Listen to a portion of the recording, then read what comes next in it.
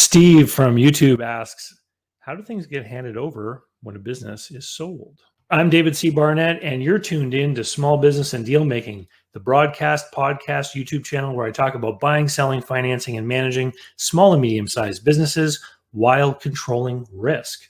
So if you're looking to take control of your future through buying a business one day, or if you already own a business and you're looking to grow or exit, you've come to the right place. I talk about interesting things, I talk to interesting people, and I answer your questions every week right here. So be sure to hit like, be sure to hit subscribe, and let's get to it. What a great question, Steve. So let me tell you, there's two ways that a business can change hands. Well, I've talked about this in some of my videos before. One is through a share sale or an entity sale, where the corporation or the LLC or whatever it is, depending on the place in the world that you are, is changes owners. So that entity might have bank accounts, it's got supplier relationships, etc. And basically nothing changes. The ownership of the entity is changed. The directors of that entity are changed. And so you might have to go down to the bank and sign some papers and whatnot to put you in charge of the bank account, right?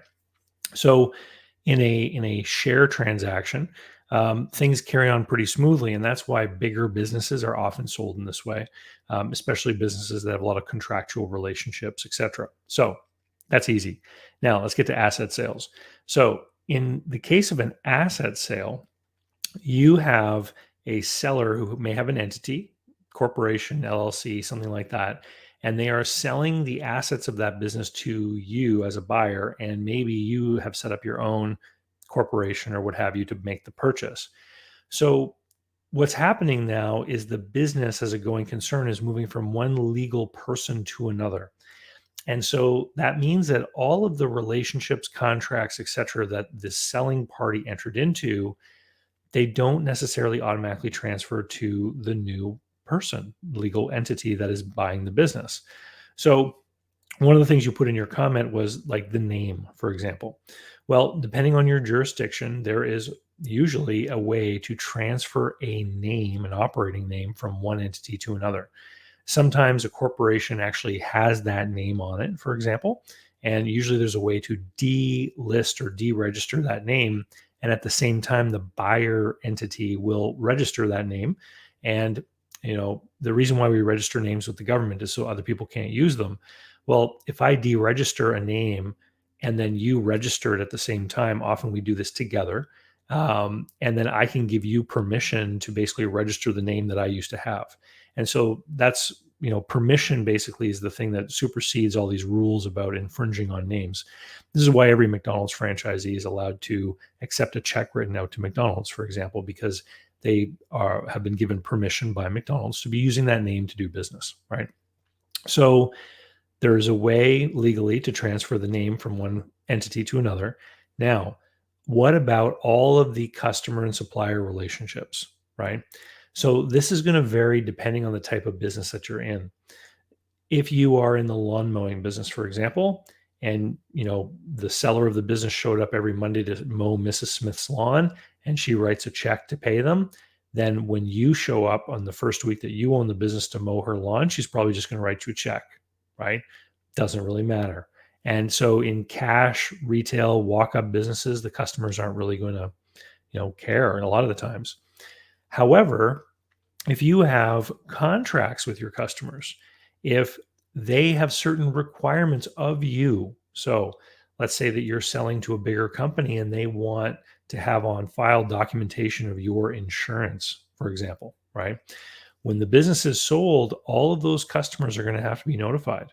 And those contracts are either going to have to be assigned, but they sometimes might contain language in them that prevent them from being assigned, which this is one of the reasons why when you get big enough, people favor the share sale so that you don't have to do this.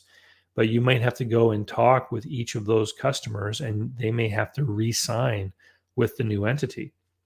So that's a consideration when people are looking at buying a business. The bigger consideration, though, is on the other side of the table, suppliers and vendors. So if you have something like a credit card terminal, right? And these things are often leased on a contract with a monthly payment. In my experience, if you call them up, the buyer and seller call them up together and say, I'm selling the business, this new person is going to take over the lease. Like, all those people care about is getting their monthly payment. So the buyer has their own bank account. You call up the credit card terminal company. The buyer will have to create a new account with them. They'll have to say the money's going to be deposited over here into this place. And I've had instances before where people have bought the business. It's taken 3 or 4 days for the terminal to, be switched over to their own bank account. And so for those 3 or 4 days, the money that customers are spending goes into the seller's account, and they just transfer it over. They just write them a check. They just give that money over to the buyer, and help in this facilitation of the transition. This is why when we buy a business, we ask the seller for a training and transition period, because there has to be this cooperation sometimes in helping with the transition, helping make all these things happen.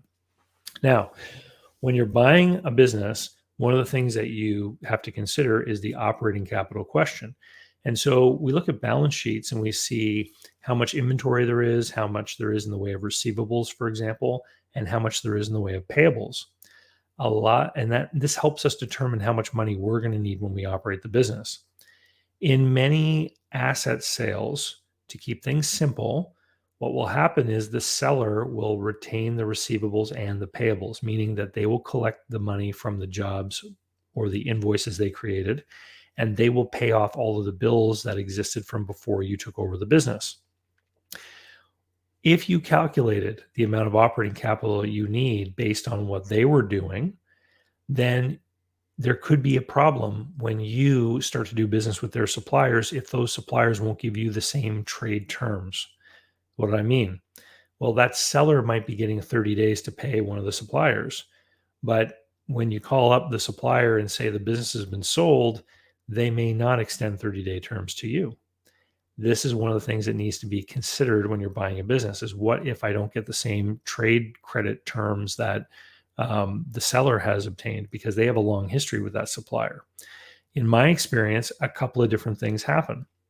Sometimes when you contact the supplier, the person you deal with really has no idea about buying and selling businesses, really doesn't know, about how legal entities have changed and all that kind of thing.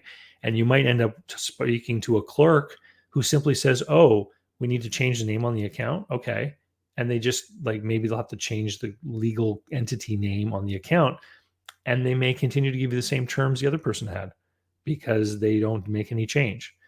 If you talk to somebody who is a little more informed, and maybe they're concerned that you won't run the business as well as the past owner, they might say, well, we're going to put you on COD terms until we have a history with you, or we're only going to sell to you on a credit card. So this is one of the reasons why when you're doing due diligence on a business and you're seeing who are the suppliers, you want to have an idea of what the credit terms are that are being offered to that business. And you need to have an idea of what you're going to do if you can't get the same credit terms. So in some industries, there's a lot of competition, right? If there are a lot of wholesalers selling the same goods, your response might be to call up a competitor and move your business someplace else. If it's a competitive wholesale environment, that means that more often than not, the supplier is going to give you the same kind of terms because they want to keep the account. If it's more of a less competitive industry where the wholesaler has more trade power, then they might say, look, for the first couple of months, we want to have your credit card on file, or we're going to limit the amount of credit we're going to give you, or one of these things. So those are the things that you have to consider: is what are the inflows and outflows of money that are going in and out of the business? Where do we have to sign new agreements? Where do we not? In a lot of cases, people will just sort of carry on doing what the previous business owner was doing. And then when contracts come up for expiry, they'll get them renewed under new contracts with the new entity's name. And it varies depending on the type of industry and business that you're in. So the other thing too is like employees. Okay. So when you're doing the handover and it's an asset sale, technically what has to happen is all the employees of the business are given a notice that their employment is being terminated with the entity that used to own the business. And then as a buyer, you make an offer of employment to those people, typically under exactly the same terms and conditions that the previous person was using to employ them. Very rarely have I ever seen employees say, "Oh my goodness, the business is being sold. I have a new boss. I'm just going to quit." That hardly ever happens. The employees need their paycheck. They have bills that they need to pay, and more often than not, it's all in the presentation. So when the business is sold, the buyer and seller meet with the employees and say, "Hey, good news. There's a new owner who's got ambitious plans to grow the business, and don't worry, your jobs are safe. And then here's some paperwork you need to take home.